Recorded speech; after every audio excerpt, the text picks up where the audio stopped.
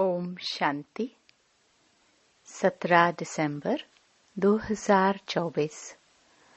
बाबा के महावाक्य। मीठे बच्चे, तुम बाप के पास आए हो अपना सौभाग्य बनाने। परम सौभाग्य उन बच्चों का है जिनका ईश्वर सब कुछ स्वीकार करता है। प्रश्न: बच्चों की किस एक भूल से माया बहुत बलवान बन जाती है? उत्तर: बच्चे भोजन के समय बाबा को भूल जाते हैं। बाबा को न खिलाने से माया भोजन खा जाती, जिससे वह बलवान बन जाती है। फिर बच्चों को ही हैरान करती है। यह छोटी सी भूल माया से हार खिला देती है। इसलिए बाप की आज्ञा है, बच्चे याद में खाओ, पक्का प्रण करो तुम ही से खाऊं। जब याद करेंगे तब वह राजी होगा। गीत। आज नहीं तो कल बिखरेंगे यह बादल। ओम शांति। बच्चे समझते हैं कि हमारे दुर्भाग्य के दिन बदलकर अब सदा के लिए सौभाग्य के दिन आ रहे हैं। नंबरवार पुरुषार्थ अनुसार भाग्य बदलते ही रहते हैं। स्कूल में भी भाग्य बदलते रहते हैं ना, अर्थात ऊंच होते जाते हैं। तुम अच्छी रीति जानते हो, अब यह रात खत्म होने वाली है। अब भाग्य बदल रहा है। ज्ञान की वर्षा होती रहती है। सेंसिबल बच्चे समझते हैं, बरोबर दुर्भाग्य से हम सौभाग्यशाली बन रहे हैं, अर्थात स्वर्ग के मालिक बन रहे हैं। नंबरवार पुरुषार्थ अनुसार हम अपना दुर्भाग्य से सौभाग्य बना रहे हैं। अब रात से दिन हो रहा है। यह तुम बच्चों बिगर कोई को पता नहीं है। बाबा गुप्त है तो उनकी बातें भी गुप्त हैं।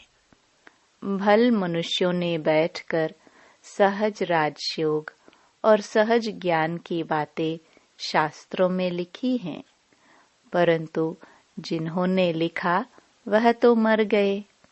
बाकी जो पढ़ते हैं वह कुछ समझ नहीं सकते हैं, क्योंकि बेसमझ है। कितना फर्क है। तुम भी नंबरवार पुरुषार्थ अनुसार समझते हो। सभी एक रस पुरुषार्थ नहीं करते हैं। दुर्भाग्य किसको, सौभाग्य किसको कहा जाता है, यह सिर्फ तुम ब्राह्मण ही जानते हो। और तो सभी घोर अंधियारे में हैं। उनको जगाना है समझाकर। सौभाग्यशाली कहा जाता है सूर्यवंशियों को। 16 कला संपूर्ण वही है। हम बाप से स्वर्ग के लिए सौभाग्य बना रहे हैं। जो बाप स्वर्ग रचने वाला है, अंग्रेजी जानने वालों को भी तुम समझा सकते हो। हम हेवनली गॉड फादर द्वारा हेवन का सौभाग्य बना रहे हैं। हेवन में है सुख, हेल में है दुख। गोल्डन एज माना सतयुग सुख, आयरन एज माना कलयुग दुख। बिल्कुल सहज बात है। हम अभी पुरुषार्थ कर रहे हैं। अंग्रेज, क्रिश्चियन आदि बहुत आएंगे। बोलो, हम अब सिर्फ एक ही हेवनली गॉड फादर को याद करते हैं, क्योंकि मौत सामने खड़ा है। बाप कहते हैं, तुमको मेरे पास आना है। जैसे तीर्थों पर जाते हैं ना, बौद्धियों का अपना तीर्थ स्थान है, क्रिश्चियन का अपना, हर एक की रस्म रिवाज अपनी होती है। हमारी है बुद्धि योग की बात। जहाँ से पाठ बजाने आए हैं वहाँ फिर जाना है। वह है हेवन स्थापन करने वाला गॉड फादर। उसने हमको बताया है। हम आपको भी सच्चा पथ रास्ता बतलाते हैं।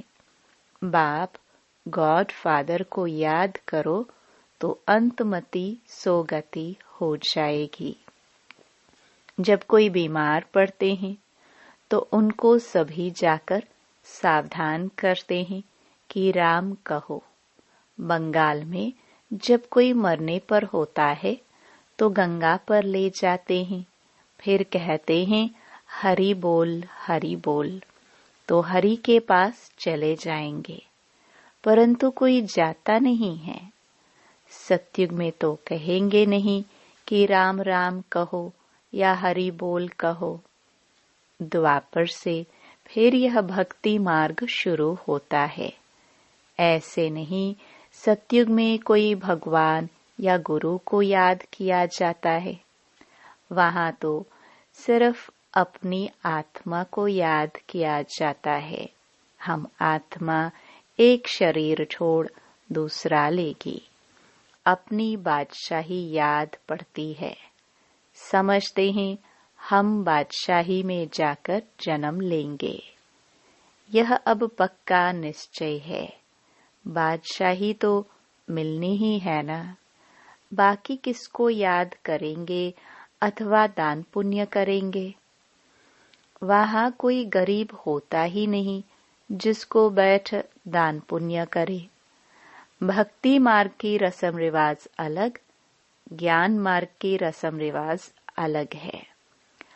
अभी बाप को सब कुछ दे 21 जन्म का वर्षा ले लिया, बस फिर दान पुण्य करने की दरकार नहीं।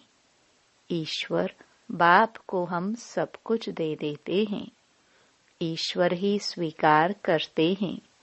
स्वीकार न करे तो फिर देवे कैसे। न स्वीकार करे तो वह भी दुर्भाग्य। स्वीकार करना पड़ता है ताकि उनका ममत्व मिटे। यह भी राज तुम बच्चे जानते हो। जब जरूरत ही नहीं होगी तो स्वीकार क्या करेंगे। यहाँ तो कुछ इकट्ठा नहीं करना है। यहाँ से तो ममत्व मिटा देना पड़ता है। बाबा ने समझाया है, बाहर कहाँ जाते हो तो अपने को बहुत हल्का समझो। हम बाप के बच्चे हैं।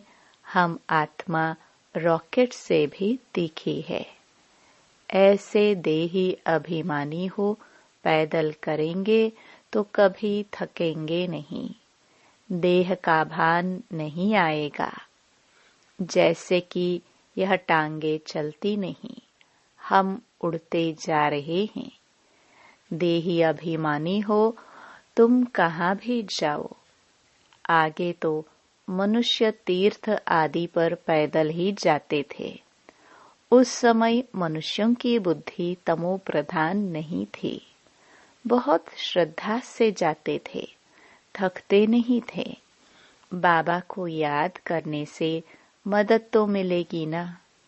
भल वह पत्थर की मूर्ति है, परंतु बाबा उस समय अल्पकाल के लिए मनोकामना पूरी कर देते हैं। उस समय रजो प्रधान याद थी तो उससे भी बल मिलता था, थकावट नहीं होती थी। अभी तो बड़े आदमी झट थक जाते हैं। गरीब लोग बहुत तीर्थों पर जाते हैं। साहूकार लोग बड़े भपके से घोड़े आदि पर जाएंगे। वह गरीब तो पैदल चले जाएंगे। भावना का भाड़ा जितना गरीबों को मिलता है उतना साहूकारों को नहीं मिलता। इस समय भी तुम जानते हो बाबा गरीब निवाज है, फिर मूंझते क्यों हो, भूल क्यों जाते हो। बाबा कहते हैं तुमको कोई तकलीफ नहीं करनी है, सिर्फ एक साजन को याद करना है। तुम सभी सजनिया हो तो साजन को याद करना पड़े। उस साजन को भोग लगाने के बिना खाने में लज्जा नहीं आती। वह साजन भी है, बाप भी है। कहते हैं मुझे तुम नहीं खिलाएंगे, तुमको तो हमें खिलाना चाहिए ना। देखो बाबा युक्तियां बतलाते हैं। तुम बाप अथवा साजन मानते हो ना, जो खिलाता है पहले तो उनको खिलाना चाहिए। बाबा कहते हमको भोग लगाकर हमारी याद में खाओ, इसमें बड़ी मेहनत है। बाबा बार बार समझाते हैं, बाप को याद जरूर करना है। बाप खुद भी बार बार पुरुषार्थ करते रहते हैं। तुम कुमारियों के लिए तो बहुत सहज है, तुम सीढ़ी चढ़ी ही नहीं हो। कन्या की तो साजन के साथ सगाई होती ही है, तो ऐसे साजन को याद कर भोजन खाना चाहिए। उनको हम याद करते हैं और वह हमारे पास आ जाते हैं। याद करेंगे तो भासना लेंगे। तो ऐसी ऐसी बातें करनी चाहिए बाबा के साथ। तुम्हारी यह प्रैक्टिस होगी रात को जागने से। अभ्यास पड़ जाएगा तो फिर दिन में भी याद रहेगी। भोजन पर भी याद करना चाहिए। साजन के साथ तुम्हारी सगाई हुई है, तुम ही से खाऊं, यह पक्का प्रण करना है। जब याद करेंगे तभी तो वह खाएंगे ना। उनको तो भासना ही मिलनी है, क्योंकि उनको अपना शरीर तो नहीं है। कुमारियों के लिए तो बहुत सहज है। इनको जास्ती फैसिलिटीज, सहूलियतें हैं। शिव बाबा हमारा सलोना साजन कितना मीठा है। आधा कल्प हमने आपको याद किया है, अभी आप आकर मिले हो। हम जो खाते हैं आप भी खाओ। ऐसे नहीं एक बार याद किया बस, फिर तुम खुद खाते जाओ। उनको खिलाना भूल जाओ। उनको भूलने से उनको मिलेगा नहीं। चीजें तो बहुत खाते हो, खिचड़ी खाएंगे, आम खाएंगे, मिठाई खाएंगे। ऐसे थोड़े शुरू से याद किया। खलास, फिर और चीज वह कैसे खाएंगे। साजन नहीं खाएंगे तो माया बीच में खा जाएगी, उनको खाने नहीं देगी। हम देखते हैं माया खा जाती है तो वह बलवान बन जाती है और तुमको हराती रहती है। बाबा युक्तियां सब बतलाते हैं।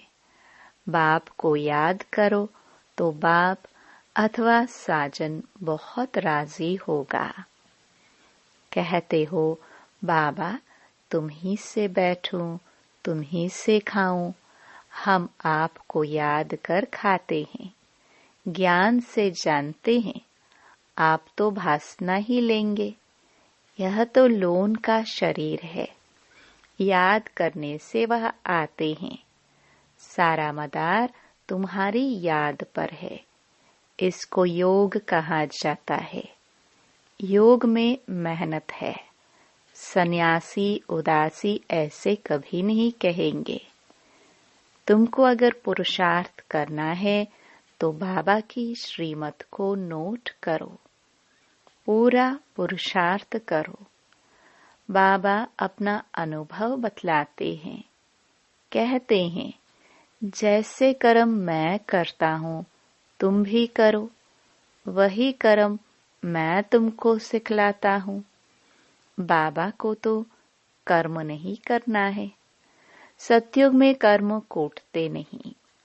बाबा बहुत सहज बातें बताते हैं। तुम ही से बैठूं, सुनूं, तुम ही से खाऊं। यह तुम्हारा ही गायन है। साजन के रूप में व बाप के रूप में याद करो। गाया हुआ है ना, विचार सागर मंथन कर ज्ञान की पॉइंट्स निकालते हैं।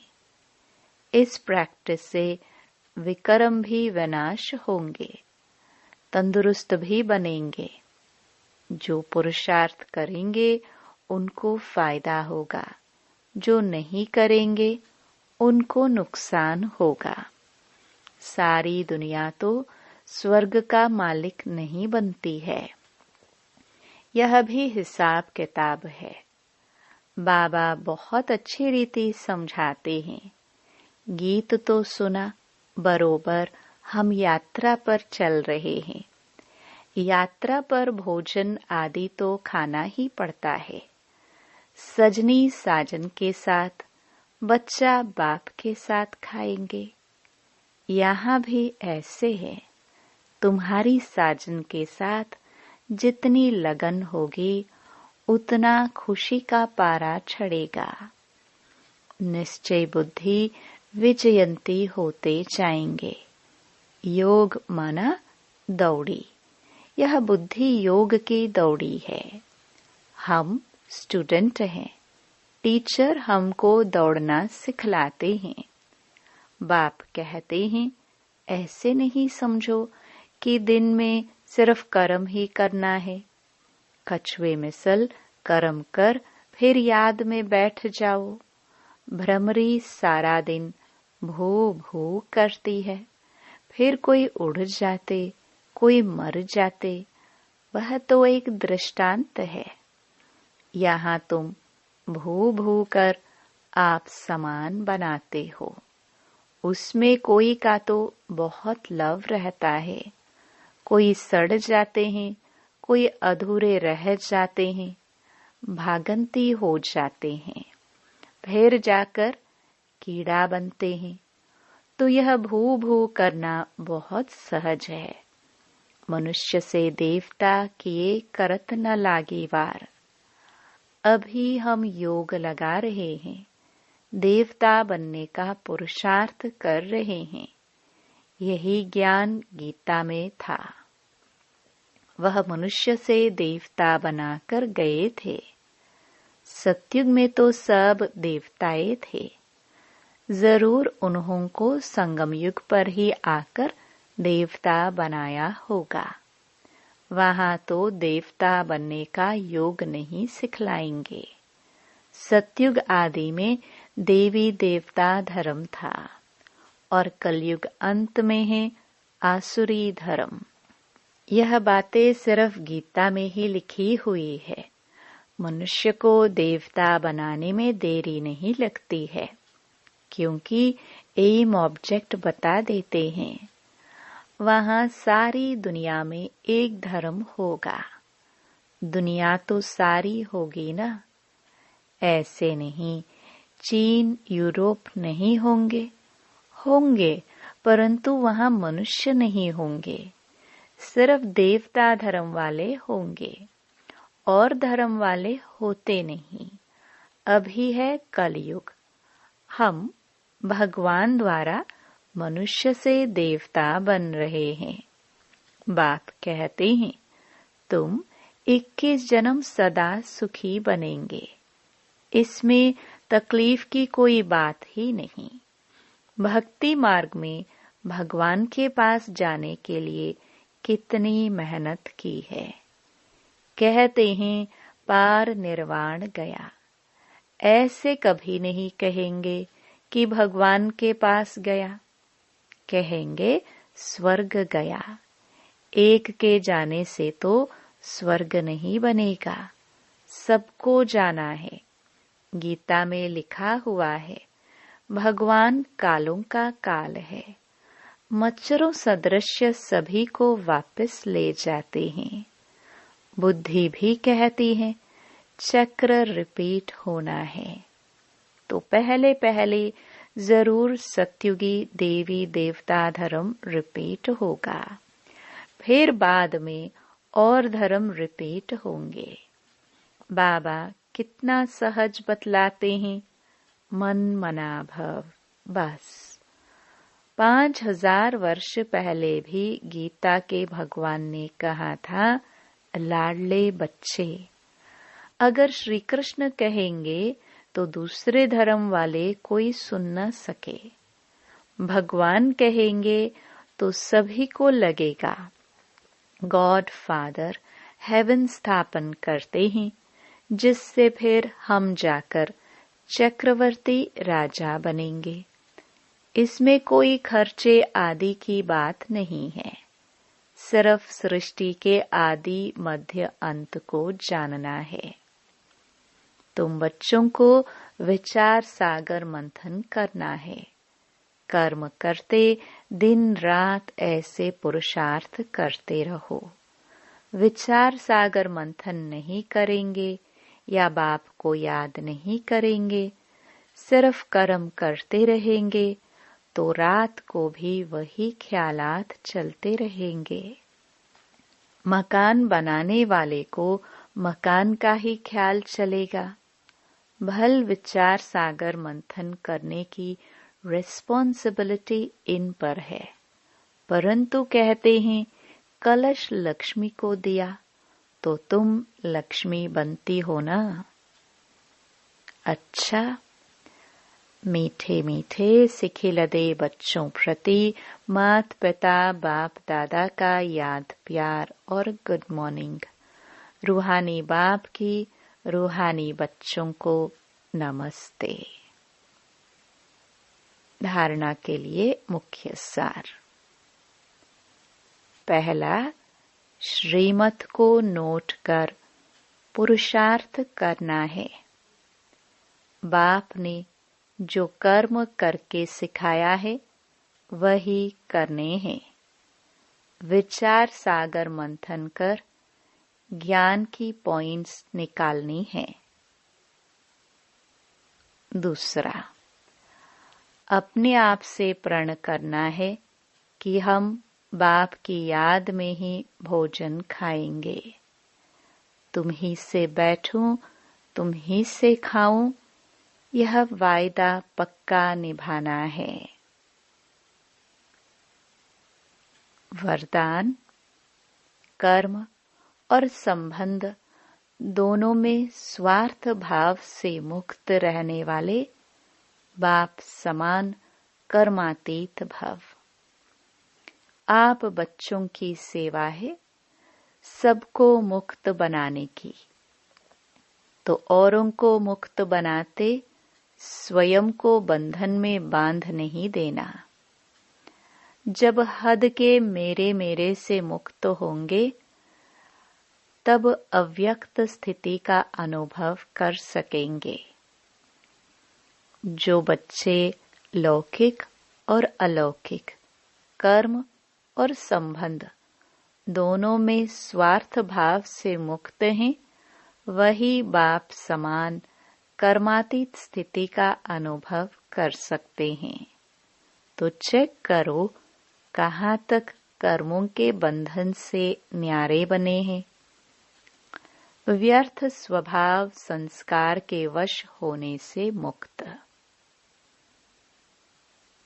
स्लोगन, जो सरल चित और सहज स्वभाव वाले हैं वही सहज योगी भोलानाथ के प्रिय हैं। ओम शांति।